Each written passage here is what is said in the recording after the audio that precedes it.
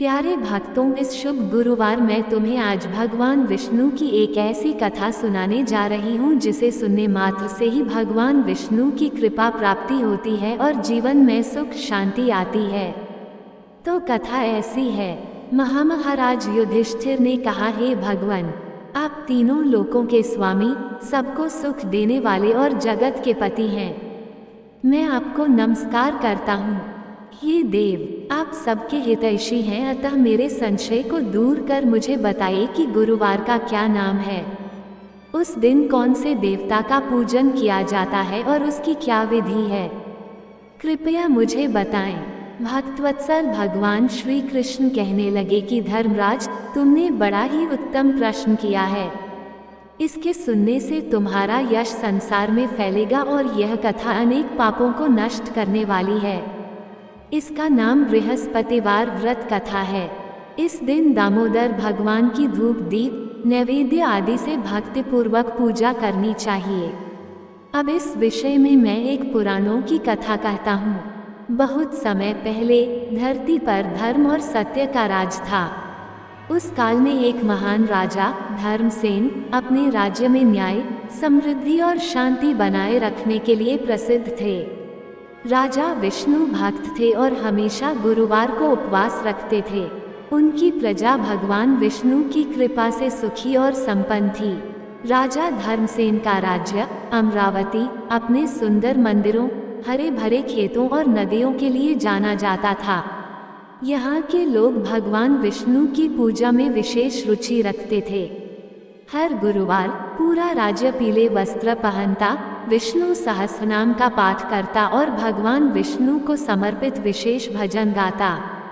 राजा की पत्नी रानी सुमित्रा भी अत्यंत धार्मिक थीं। उन्होंने संतान प्राप्ति के लिए वर्षों तक गुरुवार का व्रत किया और भगवान विष्णु की कृपा से उन्हें एक पुत्र प्राप्त हुआ। एक बार राजा धर्मसेन के राज्य में अकाल पड़ा। फसलें सूखने लगी, नदियां सूख गईं और प्रजा संकट में पड़ गई। राजा ने अपने गुरुओं से उपाय पूछा।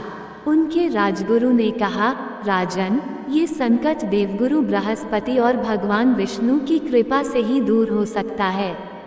आप गुरुवार व्रत और विष्णु पूजन को और अधिक निष्ठा से करें। राजा ने अपने मंत्रियों और प्रजा के साथ मिलकर गुरुवार को विशेष पूजा का आयोजन किया। उन्होंने भगवान विष्णु के मंदिर में सोने की मूर्ति स्थापित की और प्रजा को उपदेश दिया कि वे गुरुवार व्रत करें। पूजा के 7वें गुरुवार को भगवान विष्णु ने राजा को स्वप्न में दर्शन दिए। उन्होंने कहा, धर्मसेन, मैं तुम्हारी भक्ति से प्रसन्न हूँ। कल सुबह अमरावती के उत्तर दिशा में एक कुआं खुदवाओ, वहाँ से जल प्राप्त होगा और तुम्हारे राज्य का संकट समाप्त होगा। राजा ने तुरंत आदेश दिया और अगले दिन खुदाई शुरू की गई। कुएं से शुद्ध जल निकला और राज्य की नदियां फिर से भरने लगीं। फसलें लहलहाने लगी और प्रजा ने भगवान विष्णु का जय घोष किया। राजा के राज्य में एक रहस्यमयी संत आए। वे पीले वस्त्र पहने हुए थे और उनके चेहरे पर दिव्य आभा थी।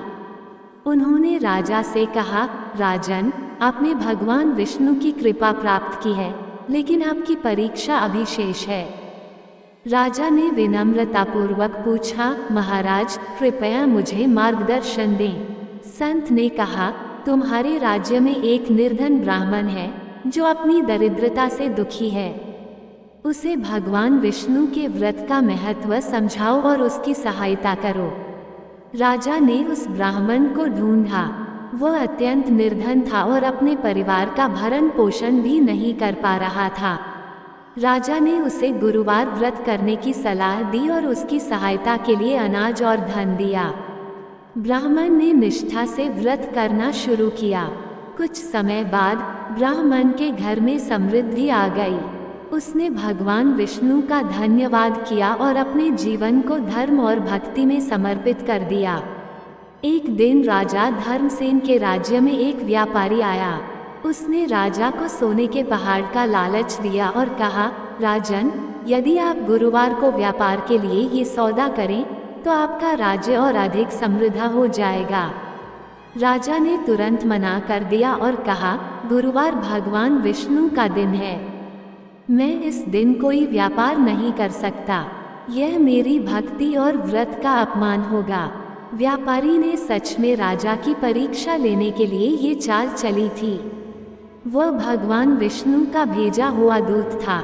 व्यापारी ने राजा की भक्ति देखकर उसे आशीर्वाद दिया और अपने वास्तविक रूप में प्रकट होकर कहा, धर्मसेन, तुमने अपनी भक्ति से भगवान विष्णु को प्रसन्न किया है, तुम्हारे राज्य में सदा सुख और समृद्धि बनी रहेगी। राजा धर्मसेन ने अपने जीवन के अंत तक गुरुवार व्रत और भगवान विष्णु की पूजा की। उनकी प्रजा भी इस परंपरा का पालन करती रही। उनके राज्य में सदा शांति, समृद्धि और धर्म का राज रहा। ये कथा हमें सिखाती है कि सच्चे मन से भगवान विष्णु की भक्ति और गुरुवार व्रत करने से सभी संकट समाप्त हो सकते हैं और जीवन में सुख शांति प्राप्त होती है। आपको ये कथा अच्छी लगी हो तो वीडियो को लाइक और चैनल को सब्सक्राइब कर कमेंट में जय श्री विष्णु जी की अवश्य लिखिए। धन्यवाद।